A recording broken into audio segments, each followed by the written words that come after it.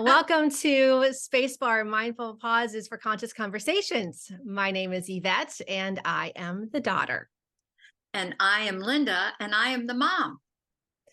So together we're Spacebar, and our intention is to bring opportunities for people to consider a different perspective on their lives and hopefully help others to create shifts, and something that we have done with and for one another for as long as I've been alive.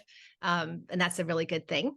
And today we're going to be talking about just a reflection of our last conversation that we had, which was with Dr. Carol Roberts, who is a medical doctor as well as a functional medicine physician. She's a shaman and also now specializes in ketamine journeys, helping others have major or even minor breakthroughs, getting through those blocks that we have within us that keep us playing life small. So that's what we're going to be starting off with this morning. And then also tapping into the wonderful world of breath and breath work, something that we all take for granted. But before we get started into the more serious subjects, I noticed, Mom, that you have your goddess earrings on. Yes, And let's talk do. about how you finally agreed to say yes to something that was expensive because you deserved it. So do you want to share the story of how you came upon these beautiful earrings? Yes, we were in Greece. I'm trying to remember which island we were on. Do you remember Rhodes. that? Oh yeah, we And were in Rhodes. We were in Rhodes, we were in Greece. Rhodes, and Yep. we had spent the morning out touring, having a great time, having lunch or whatever, and we had to head back to the ship Mm-hmm. at a certain time so we didn't miss it. So I saw these earrings in a window, and they were Mm-hmm. so beautiful. But I was like, nah, I can't do that. So we got way down. Remember the donkeys? Mm-hmm. No, Way down. the donkeys The were in donkeys weren't Santorini. roast in Santorini. We Santorini. got way down to the bottom, about to board the ship. And I said, I don't know. I mentioned the earrings. I said, I saw those gorgeous earrings in a window.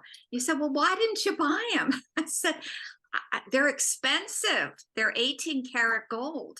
So you said you better go back and get them. So I had to hustle on back up the hill to the store and buy them. And Mm-hmm. I wear them a lot, actually. Mm-hmm. And they're really kind of interesting because they have a small insert in them Mm-hmm. that could come out, and you could wear those as an earring. But I just like them the way that they are. But it was like, say yes, go for it. And I Yeah. did. Yeah, we were in Rhodes and you came to sail with me. You spent 2 weeks with me on the Stella Solaris. And the first week we were in Egypt. Actually, no, I'm sorry. The first week we were in Turkey and Greece, which is when you got the earrings. And the second week we were supposed to do Egypt and Israel. And then there was some Mm. major political issue in Egypt. And so you didn't get to go to that amazing country. So we went to Cyprus at that point as a replacement, which is no replacement, I'm sorry, No, for no, Egypt. But I wanted to see the pyramids. So that's why I took that cruise. And if Mhm. you recall, a terrorist dropped a hand grenade off of a A bypass bridge. Mhm. onto a busload of tourists. Yep. And so, do you remember that people wanted to mutiny the ship? Do you Oh, they remember were that? so upset. They were willing to sign release forms, Yes. saying that there would be no indemnification against the cruise line if we still went there and gave them the Yep. opportunity to see that. But as a company, you can't take that risk. Absolutely, absolutely not with American tourists. But that was such an adventure for you because that was not the first time you sailed with me, but that was the first time you actually flew somewhere overseas by yourself. To then I met you in Athens, and I made all those arrangements for you. And then, obviously had no way of contacting you, having any idea if you actually made it to the hotel. But eventually found you at the hotel, and then you came on board and we had that amazingly fun 2 weeks. And the thing with the earrings though, I like almost I could close my eyes. And when I was a shopping guide, I used to tell your story because it really comes down. I truly did, because it was such a visceral experience for me, for women giving themselves permission to treat themselves. And I would see so many couples come on board, or I would see, women come on board with their girlfriends, and they would go and they find something that they fell in love with, and they would stop themselves from buying it because they put everybody else first. It was the kids' college education, it was, ballet lessons, it was everything else for the family. And they would see these things, these items that they would fall in love with, but they would stop themselves. And I would always share the story about walking down through that main street and roads and seeing you see those earrings in the window, going in, trying them on, falling in love with how beautiful they are. You are. And they were something that, as a design, were found in the Palace of Knossos. And this was actually the inspiration behind this design. So it's a recreation of something that had been in antiquities. And going back up with you to go buy those earrings, because the first time, as you said, you like, no, they're too expensive. And Yes. when we went back, I just said, you're not responsible for me financially anymore. You're not paying for my college education. I'm done with all that. So Yeah. why not treat yourself? And every time you wear them, they immediately take you back to that time in Time. our lives. And I also remember saying to you that one day, I know that I will, as your only daughter, I will inherit Yes. those, yeah, Those. and be able to enjoy them myself and the memories of it. So I I can't say I talked you into it, but I helped you give yourself permission to buy them. Yes, yes, you did. And that's a really wonderful memory of that 2 weeks that we spent. And I just, there's so much of it to remember. It's the chicken story is the next to my earrings. The chicken story was the best, because I had never had, when you go to Turkey like that, the meals are so incredible. The taste, they're Mhm. not like the US, where you have to put all kinds of spices on things to get any kind of flavor. That was the best roasted chicken I've ever eaten. They did them at rotisserie, and now you go to Publix, and rotisserie chickens are really commonplace, but Yes, not an outdoor barbecue, because that was an outdoor barbecue yes. rotisserie, and those chickens had no steroids, no hormones injected into No, them. The meat would just fall off the bone. It was so moist I and s juicy, and it was cheap. It was so cheap. yes. Yeah. Cheap treats. Cheap treats. So you're eating chicken and turkey. That makes it funny, Oh, that's right, bird chicken comment. or And another layer to that morning in Rhodes, we had gone ashore. So I had dispatched the tours. I was in shore excursions at that time, and did the tour dispatch. And then you and I went for breakfast, and we were sitting there having that wonderful thick Oh, yogurt and yogurt honey. Yeah, and the Greek nuts yogurt and with nuts honey. Yep, with the and the nuts on nuts on top. the top. So we were sitting there having that. And then that's when my friend Doug Zagorski, who I had not Yes, seen in years, just basically showed walked up. over to the table. And he didn't work on the ship with me. He was working for another cruise line. So it was one of those small world things where here you are in the Mediterranean, and it was not an obscure port, mind you, but it was one of those relatively unknown ports, and not one that, tons and tons of cruise ships came to back then. So to have somebody, cross paths you've not That's seen what. in a couple of years is pretty cool. And for me, to be in a place like that and have somebody yelling your name, your name, Yeah. Yvette, Yvette. Yeah. Pretty awesome, right? It's like being a superstar, but on a much smaller Smaller scale. scale. Yep. But such good memories from Nice. my cruise ship stays. And I'm glad you had the earrings on today. Oh, thank you. Yep. And you get tons of compliments. I do. I do get them. Mm-hmm. They're very unique. Well, awesome. Awesome. Well, let's just kind of do a quick recap of our chat with Carol from last episode.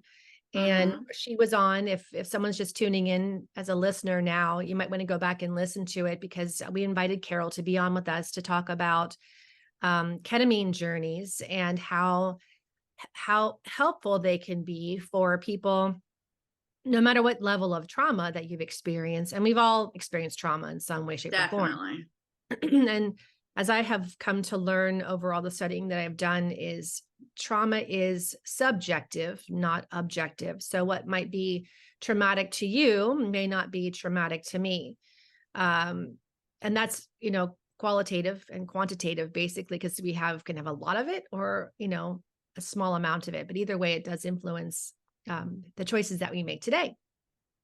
Well, So do you there's a lot of things out now about trauma, that people are being made more aware of collective trauma, like have, the pandemic that we just went through, and other, it could be that somebody lost their home, the also the Ian. I mean, hmm there's all kinds of trauma. And so right now that's a big subject. So, and we know that trauma is stored in the body. yep. The body doesn't forget. Nope. No, it doesn't. No, it does not. And it's interesting with trauma. From my own experience, I'll speak of this. And then I was reminded of it when I was reading Dr. Bradley Nelson's work on emotion code and body code, because this is something that he talks about throughout the course of both books. Collective trauma, collective emotional blocks that happen in the body. But as you said, the body remembers everything, and it does. I mean, it's stored. Our memories are stored in our cells, but we have a conscious choice that we can make to free ourselves of it. And that's where a ketamine journey or even breath work can help. The memory of it can stay in the body, and that's completely okay, because it's part of your DNA. However, the emotional charge that goes with it is what we're looking to free ourselves from. So we're not getting triggered every time something of a similar situation comes up. Is that would you agree to that? That's pretty much, yeah. So we need to get rid of the emotional charges Hmm that come with that. hmm So with your ketamine journey, how have you only done one ketamine journey, or have you done more than one? I just did the one with Carol. I went to Sarasota for that. I think you may have gone to the same place I hmm did when you went Same the house. first time. So you've done two, right? Well, you've done I, more than that because you did the weekend. hmm Yeah. Yeah, that was my trade, was for Nalina and I to do we had the choice of taking the ketamine journeys as well. And then, so yes, at this point, I've done two big ones, both with Carol present, and then two smaller ones, smaller dosages of them. But what inspired you to try it in the first place? Did you have something that you were looking to free yourself of, or what was your Well, inspiration? yes. The inspiration was, when I was young, I did not, I won't say that probably drugs were around, but I had never done any like marijuana or anything that people talk about. They took a trip. So I sort Hmm of felt I'd missed out on something. And I wanted to see what ketamine could offer. And then when I had talked to Carol about it, and she explained that it it was to get rid of traumas in the body or anything that was kind of leftover emotional issues, I thought, well, I'm going to try it. So I did. hmm And I liked the effect. I would not have wanted to be a person who, I don't know how people can actually function on something, on any kind of drug. Actually, I have such a low tolerance for that stuff. So hmm the ketamine, we took it and then we went to lay down. So we were each in a separate room. Some of the women went outside I did not want to do that. Hmm. I just wanted to be by myself, so not to be distracted. I figured I'd get the most from my money when I did that. So, and then you do a partial, and then she comes back in to do another partial. So I guess it's a couple of hours, but you have no sense of the time whatsoever. You Hmm. have, and for me, what it reminded me of at first was when you go to the dentist, and I don't know if they give you the same thing anymore, but they used to give you a mask if you were like going under. Uh-huh. That's what I saw first, were the billowing clouds that happen in it when you get the is it sodium pentothal? I think whatever it is Oh that they give yeah, you yes, yeah. at the dentist. Uh-huh. And then the rest of the journey. But it's nothing to be afraid of. If Hmm. anything, if I felt that I had blockages of some sort, I would be happy to do that. Yeah. I would do it again in a heartbeat. I what interesting, this is an interesting little turn, because I did that my journey with her when my first one was also at the same house and with Carol, and her assistant found it curious that I chose the same room that you did Oh, for my journey. Yeah. uh-huh. Because there were a number of spaces inside the house to go to that we were invited to move to, or to go Yes. outside wherever we felt more comfortable. And I think Carol has also offered ketamine journeys in places like art galleries so that you can Oh, see. Yeah. However, having done a full dosage of it, I don't know if I'd want to stay that engaged with the external world, because for me, it was about going inwards to try and yes. see my blocks and be willing to let go of them.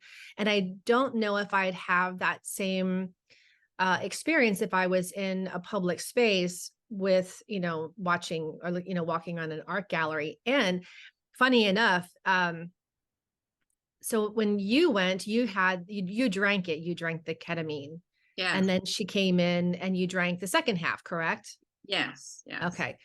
With us, she gave us the option of a lozenge, a drink, or an injection. It was the first time she was using injections, and she knew of the success rate of an injection and how quick it can work. Okay. So I took the injection because all the other women I was there with, they'd all done ketamine before. So I thought, well, if they're on, and then Carol said, well, you're doing an injection too. So she gave half the dose, and really within 5 minutes, my body began to feel like mush, and Yeah. any pain that I'd had, because that's when I had my sciatica was so bad, because that's what Nalene had to drive me up to Sarasota because I couldn't drive myself, and I had to lay Yeah. down in the back of the truck the whole way. But within 5 minutes, I got to go lay down now. I was able to communicate, but I went and lied down. I had my own little blanket. I had my eye shades. I had my own music. And then I had my experience. And then she came in through halfway through it, and then gave me the bump, she called it, and gave me the second part of the shot. And she said, do you want it? And I said, well, I'm here to have an experience. So absolutely. So obviously you're still coherent. You're not you're not drooling on yourself basically in a ketamine journey. No. Not at No. all. So she gave me the bump, and then I was back into that flow of um it was like I was in my own bloodstream. It was really interesting. And then at the end, when we were starting to, come down off of the journey, she came around and spoke to each one of us individually to speak to us about our journey. And the one thing I remember she said to me at that time was that she has discovered in all the work that she's been doing with this is that those who meditate seem to have the most expansive experience. Mm-hmm. Yeah. And that, of course, I mean, I do yoga nidra every morning, so Hmm. that explains that. I will say that she mentioned Fallon's book, um, Michael Pollan. Michael Pollan's book about how to change your mind. Yeah. it does say with ketamine, it's better to have your eyes closed so you have the full depth of the experience. Mhm. I personally would not want to go to an art gallery. I had a when I was coming and when she came in for me, uh I I wasn't too steady on my feet when I got up because I had gone so so deep. Mhm. So I don't think I could function well in an art gallery. I don't think so. Did you have any problem when you got up? Uh, no, I did not, but I had also hydrated really well beforehand, and that was part of the instructions for that morning was to come on an empty stomach, but to be hydrated. So I had done that. However, I can understand why people would not want to overhydrate because having to get up and go to the bathroom, Yeah. and that was the one thing is with that journey, because it was split in two, I was actually able to get up in the middle and then I went to the bathroom and then came back and I had no problems with it. And then I got she came in for the second half of it. But when I did the full journey in the weekend that I was part of the teaching Yes. or the facilitators, they gave me the full injection off the bat. And I remember laying there going, did I just pee myself? I mean, I could because I couldn't tell. I was so relaxed in it. And I was touching myself, thinking to myself, nope, I didn't. But I felt like I had let go so So far. Yeah. Yep. But it was really a very cool thing. And something else with ketamine, which I liked about it, is that there's a beginning, a middle, and an end, and it's about 2 to 3 hours, maybe three if you're taking your snack afterwards and having yeah, dialogue. yeah. But the actual journey is about 2 hours. Whereas, like I've read about people with trips, like they go on acid trips, or not so much pot, but maybe mushrooms, and it's an all day thing. I don't want to spend all my whole day, No. zoned out. I Nope. like to read a book or listen to music, so I would encourage anybody to do a ketamine experience. I would too. I mean, it's freeing, and Mhm. the effects are long lasting. I mean, I Yep. don't mean the effects of the drug that you've taken, but Mm-mm. the effect, the outcome, or the effects that it has on the mind Yeah. are long lasting. I mean, I found that um, it probably when you do it at My Self Wellness, I think that's what it's called up in Benita Springs, they do a series of, I think it's 6 treatments, um and then you it's you're supposed to be over any kind of addiction that you might have. It has Right. that kind of effect. And everybody I've talked to, it has that effect on if they're addicted to drugs or if they're addicted to cigarettes or alcohol, whatever, it takes care of it. So that's the lingering effects is you don't have the hunger or the need. There's, the internal you that craves things no longer craves them. Mm. And it's could be food, could be, like I said, could be drugs, could be alcohol. And Anything, sex. I mean, there's so many different mhm, addictive behaviors out there.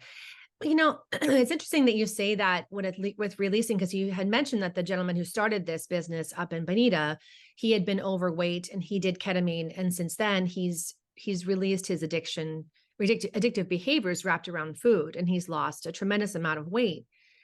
But I've had conversations with two different people who were using ketamine, um, not necessarily I think they maybe consciously decided to go in to address their addictive behavior. One was to medicine and one was to alcohol.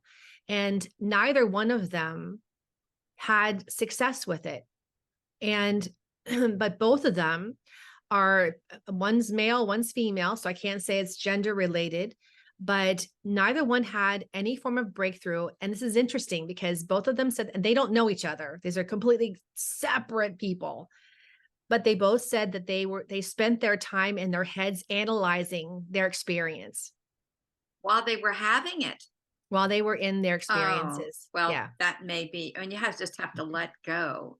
Are you speaking of for one of those, a friend of ours that, Not necessarily. I would like okay. to leave that out of my conversation. Yeah, yeah. Because I know that that person didn't have any uh after effects, but we don't know. I mean, that person is now talking about giving up the painkillers. She's halfway through. She was hoping by the time that she came back from her vacation that Mhm. she would be off of them altogether. That Mhm. could be the result of having done the ketamine treatments. Right. Months later. So the residual Yeah. effects can be, as you said, long lasting and permanent. I mean, I think that if you can let go of the trigger, and we're talking the root cause of whatever has resulted in the addictive behavior. And I'm also going to say the addiction to the ego mind is also an addiction that most people on this planet deal with, especially in those in the Western world. Um, but it's that grip of the ego mind that can be uh, why we are so triggered with. But there was an original emotional reason of why then the mind triggers us to react the way that we do when we're in our relationships. And that's the subconscious. And that's Yeah. where all of our habits and addictions dwell. Yeah. Um, I was going to say, Carol said that it helps your creativity. Now, Yeah. she has done it while she was had the ketamine. She has done, and she paints beautifully. I don't know if you've Mhm. ever seen any of her I paintings. I have, yeah. Isn't it Beautiful. amazing? Yeah. Yeah, the talent that she has. You don't think doctors do that sort of thing, but No, no. yeah. So she has used the ketamine while she's doing the painting. She must do a low dosage then, not Oh, I the would, yeah, I would think so.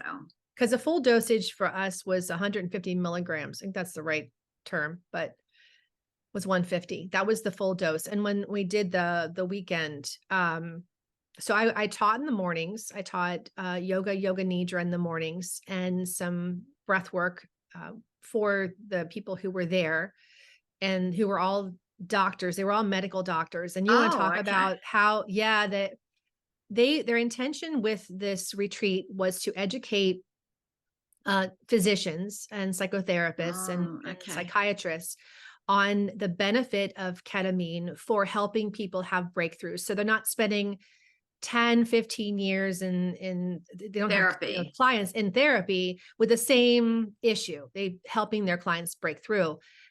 So they wanted to, Carol and her partner wanted to give them the opportunity to experience ketamine. So that's where that came as an idea. But when I first went to go and teach, I was really, when I first sat down the first morning, I sat there and I went, oh my God, everybody in this room are medical doctors, Harvard educated medical doctors. One is Yep. a major cardiac surgeon. And these are the people that I'm going to be teaching yoga and yoga nidra to. And I was rather intimidated well, when I first sat down, I was way intimidated because they're far more educated on paper than I am, and knowledge about the body and systems. I mean, But that they weren't knowledgeable about what you were knowledgeable about, which no, was the breath work yep. and the But yoga therapy. and the yoga therapy, but also the importance of intentions and affirmations and the energy of the body, because that's what yoga, at least the form of yoga that I've been trained in, is about energy. And it's Yes. following the energy of the body, and it's getting out of the head and back into the body. And so here were people who were always in their heads. Always, always. And they So have see, to be. They have to be yeah. because you wouldn't want them to be anywhere else while they were operating on you. No, absolutely not. Absolutely not. But it was a really interesting thing to observe both in myself and also in them as they took in something that yogis have known about for thousands of years, thousands of years. Now, science, and thank God for neuroscience, science is now proving what yogis Hmm. have known for millennia, which I think is the coolest thing ever. I do too. Yep. So seeing a doctor, an actual physician have a breakthrough moment in a yogic practice is, it gives me goosebumps now, because to be witness to that, it really is, it's very humbling, and it's very grounding. And it just made me freaking happy. It really made me happy that I was able to facilitate that kind of shift for people that had no interest in a yogic practice whatsoever. So it was pretty amazing. Pretty amazing. Do you think that they continued when they went home, the practice that you taught them? Actually, I do know that they went home, and because I gave everybody the link to my website, Okay. escapehatchtowellness.com. And I have 5 yoga nidras on my website that are free. And they went home and continued to practice every single day, and have continued to notice breakthroughs in themselves. And some of them have stayed in touch with me. So I understand that they Oh, have good. continued to see themselves in different ways. And that's awesome. I mean, if I could ever be a reflection of the teachings and the lineage of teachers I've come through and Hmm. uphold that, I mean, that's the least I could ever ask for the time that I spent at the ashram. I can't say enough about yoga nidra. I mean, Mhm. I could say how wonderful it is, how freeing it is. Um, it's the deepest. It's often, I think, deeper than the relaxation, other than than the sleep that Mhm. that where you lose consciousness altogether. And it's just been for me a way to guess release old karma. Yeah. That in particular, I do the yoga nidra that Gurudev Amrit Desai does, rest and rejuvenation, Uh-huh. and that has for healing. It talks about the light of consciousness, and Uh, he does the parts of the body for where you want to heal. mhm. And I mean, that's just, the body is actually meant to heal itself. if you if you give it the right things, if you give it the things that it needs to do it with, it Mhm. can. And then yoga nidra on top of it is the piece of resistance, shall we say. It's a really great entry point, and just letting go and letting God or the divine or spirit do what it was intended to do.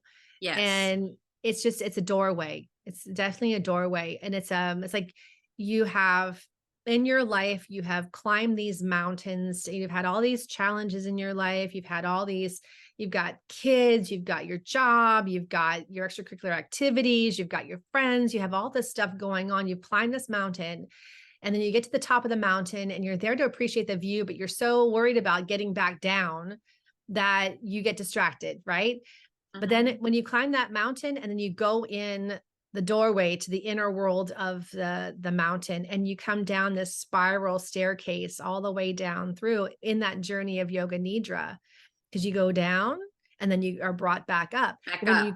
when you come back up out of your yoga nidra meditation, you don't go back to the same door that you came in so high up. You come into a doorway that's lower in the mountain. So you have an easier path when you leave the mountain journey, you have a more of a winding journey down versus that rocky climb you had going up. And it softens life. It softens how you experience life. And I tell my students, it you're no longer life is no longer coming at you.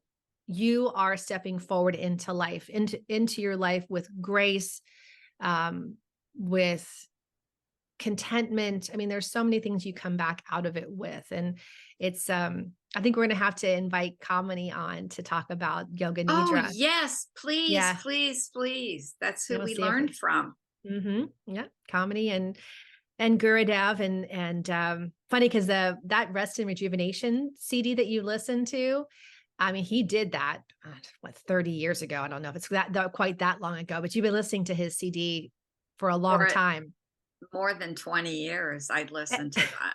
And that sounds like you would think, wouldn't you get boring? But I just keep going a little deeper and yeah. deeper. And it helps to loosen the effects of the ego. Hmm. It's not, we're not seeking to kill the ego. We're seeking to have the heart make the decisions Hmm. for the ego, so that I would say the ego is supposed to serve the heart. Yeah. And that's really when you realize that you're the witness Hmm. to things, it's very, very freeing. And Yeah. you see your addictions, you can see your habits, you understand that you're observing those. It's Yep. just a freeing thing, and all you got to do is lay down. Yep. And lay down. That sounds unusual, but Yeah. it was called yogic sleep Hmm. centuries ago. That was what Yep. the yogis did.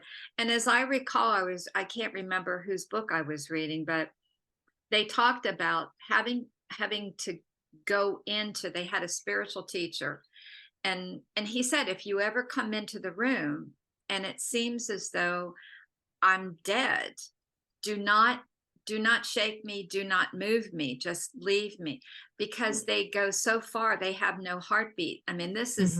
this is for the masters.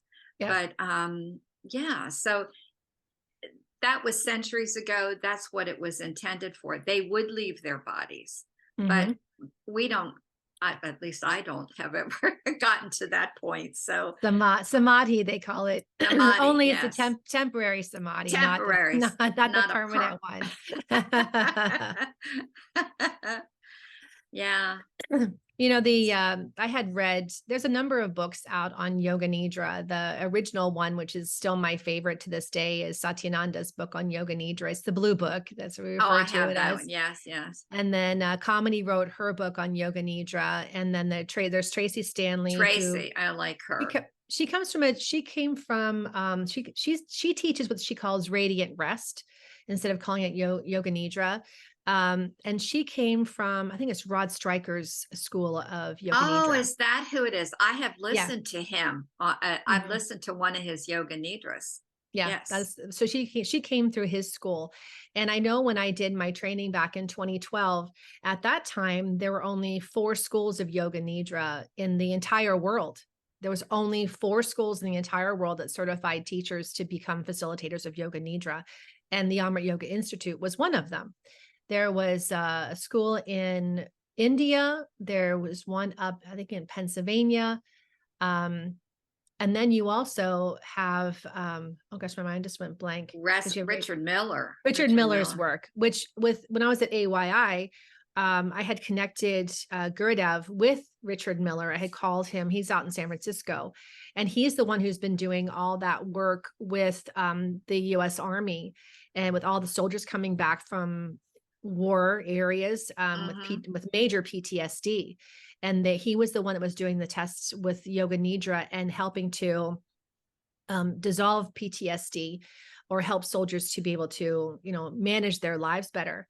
But Yoga Nidra, with doing the brain scans, this to me is a phenomenal scientific fact. I remember telling the people who had come for the ketamine experience, for the ketamine weekend, that Yoga Nidra is the one form of meditation that can actually regenerate the prefrontal cortex. And you can see in the scans of soldiers with PTSD, you can see the pockets in the PFC that have been created as a result of the trauma. and the PTSD experiences.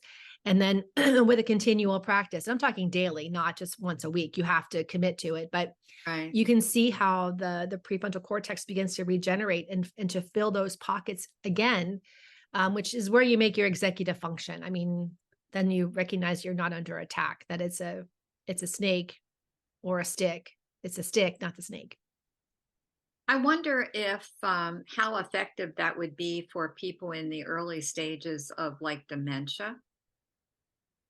I mean, early stages, Yeah. the people who are you just forgetting words, forgetting, names or whatever, and to be able to use that and see what kind of a difference it makes. It would be interesting to have studies done. If you remember when grandma was dealing with her Yeah, Alzheimer's, and we would play my yoga nidras for her. And at the time, the intention for that was to help her get sleep, because a yoga nidra, 45-minute session of yoga nidra, is the equivalent to 3 to 4 hours of restorative sleep. versus sleep. So that's the reason for it. But I can only imagine I think one of the greatest lessons that I had from my yoga nidra studying and my experience was acceptance. I was able to accept what was happening without getting so stressed out. And I remember watching grandma get so stressed out when she couldn't remember the word for broccoli, and she couldn't remember what stir fry was. She knew what it was and what she wanted, Husband. but she could not articulate that. And if you had a steady yoga nidra practice, it would help. I it would help you manage and accept that, okay, well, so I didn't remember the word for broccoli today, and that's totally okay because I called him a green tree, and so it could help someone with Alzheimer's and dementia not only get the rest that they need, but also learn to accept where they are in their life's journey. And it also helps the caregivers as well. Oh, amen to the caregivers. They need Mhm. that. Yep. Yeah, they do. Absolutely.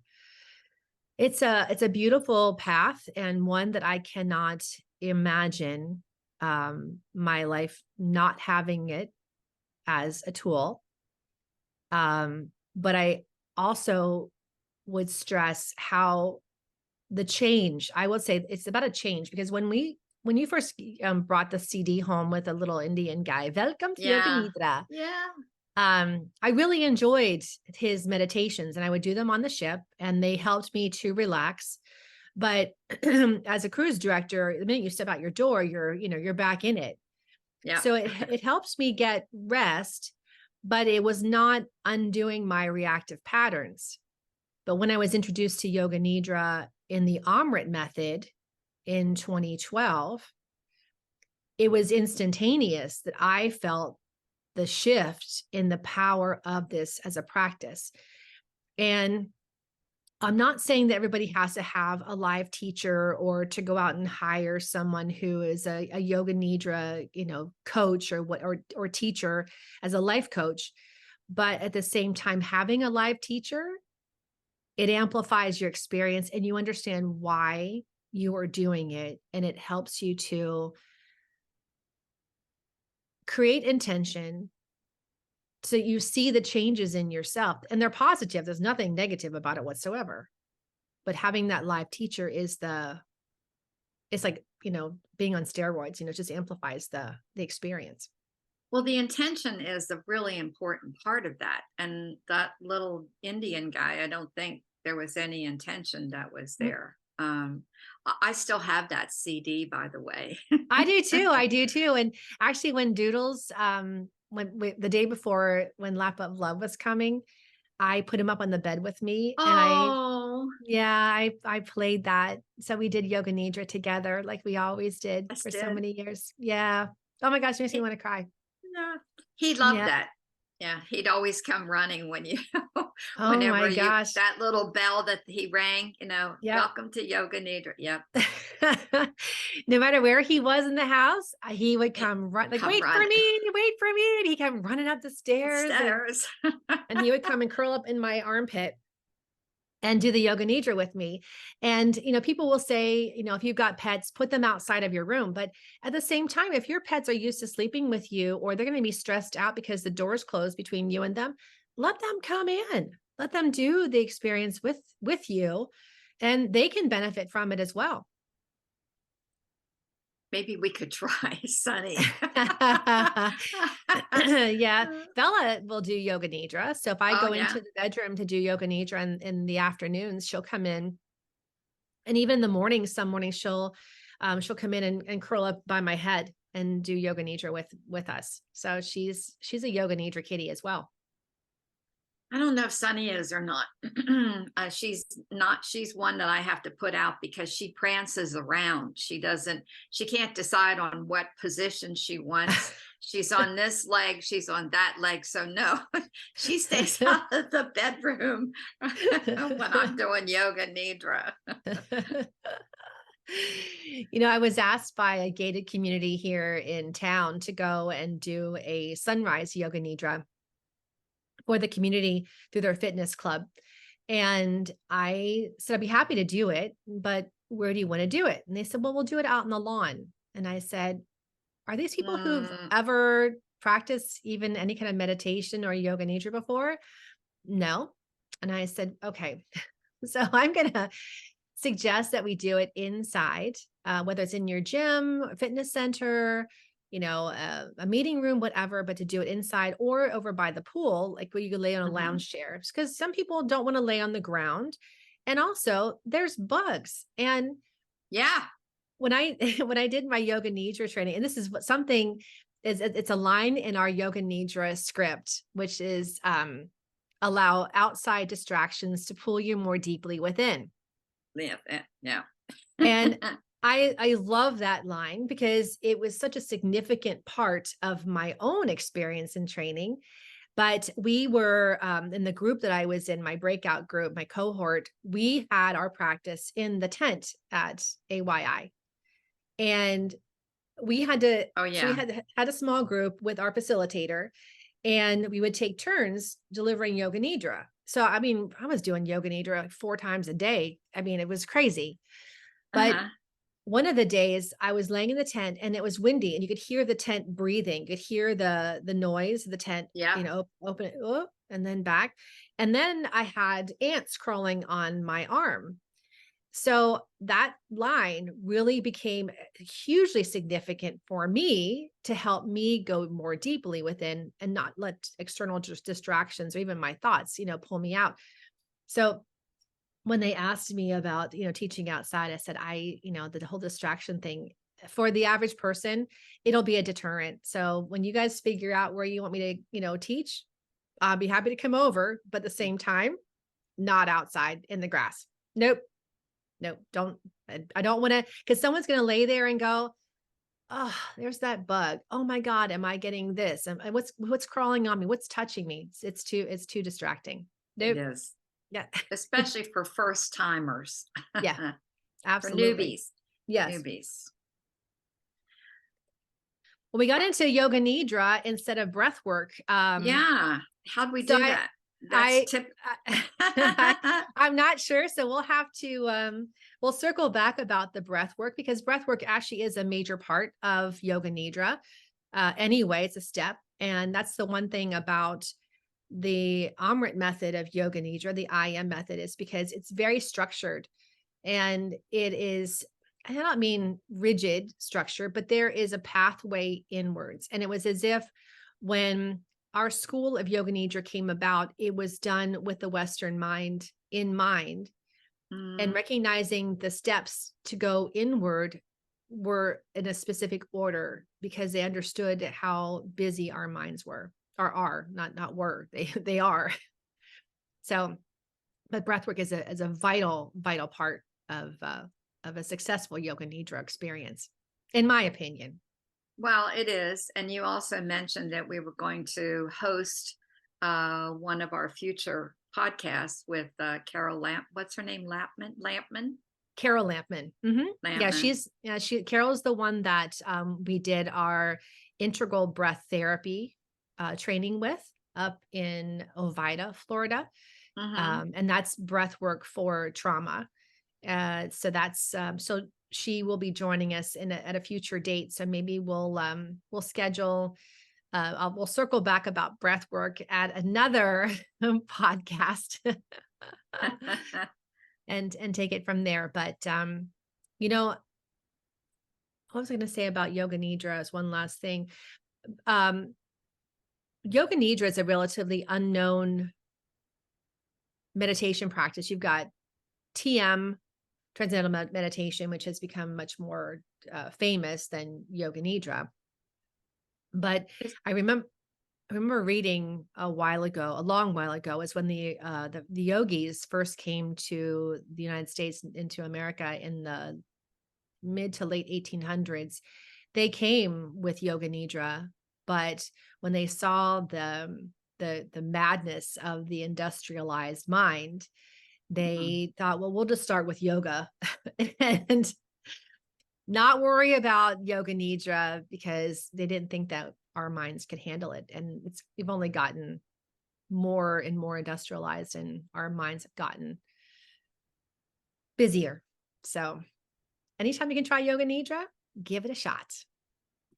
So anything last minute thoughts about ketamine or yoga nidra, besides we encourage everyone to do it? And we're not medical doctors, but just people who have No. been practitioners and recommending this based upon our own experiences in it. I don't have anything to add. I think I'd like to talk about a little bit about our next guest, which is we're going to have the next time on our show. Okay, perfect. That's Barbara Savarin. She's the president of the Cleansing Company. That's spelled with a Z, Cleanzing. And her products are at the let's see, Food and Thought, Food and Thought 2, Seed to Table, and up in Fort Myers at Ada's. Ada's. Presently, yeah, they're distributed. And she moved here from New England and shifted her company, all of it down here. And Mm-hmm. her products are all organic. So I I think she'll be a good guest because her lifestyle suits what we're teaching people about. What they Yeah. come here to our show about are natural forms of to heal your body, what methodologies, and certainly Mm-hmm. organic products for cleaning Yep. and personal care. Yep. Because it's really important to have good products around the house, because we have our pets walk on our floors and cats lay on the dining room table, so you want to make sure that, not that this happens in our house, but Oh. uh but you want to have cleaning products that are good for our furry babies, because they lick their paws, and those essential oils that are used are also can affect how we breathe, can affect our lungs, or everything. So it's really important. So I look forward to having her on and getting a chance to actually meet her, and because I know that she's a friend of yours. And Yeah. yep. I think, Awesome. she's been down here for a couple of years now. So her products they were sold up north, Hmm. and they still are in the stores up there, but she's gotten more established down here. So next time, Yep. Well, we use them in our house. That is for sure. For and sure. I use them in mine too. Good. Good. So we'll look forward to seeing Barb in our next episode. But in the Yes. meantime, definitely I'll put some links into the notes underneath for anyone who wants to follow up with Carol about the ketamine, or would be curious about yoga nidra. Links to my website for where those free episodes are for, or practices are for yoga nidra. And you can also find me on Insight Timer as well. And you're welcome to, put any comments in the bottom of your questions, and we'll reach out personally. So And we want to also, thank. are you Go going to ahead. add Michael Pollan's book? Did Yeah, you put I'll that? I'll add that again, because I'll put it in with Carol's episode as well, because we'll have it in both places. And probably Kamini's book or somebody's book on yoga nidra. Mm-hmm. Yeah, because I would put the link to Satyananda's book, Kamini's book, Tracy Stanley's book. Yeah, I put that all on the bottom too. Okay. All right. All So I want to right. thank our listeners for tuning in and enjoying our episode today. My name is Yvette. I am the daughter. And I'm Linda. I'm the mom. And together we're Spacebar, So smart. mindful pauses for conscious conversations. Have a great day. And thanks for tuning in. And don't count the days, make the days count.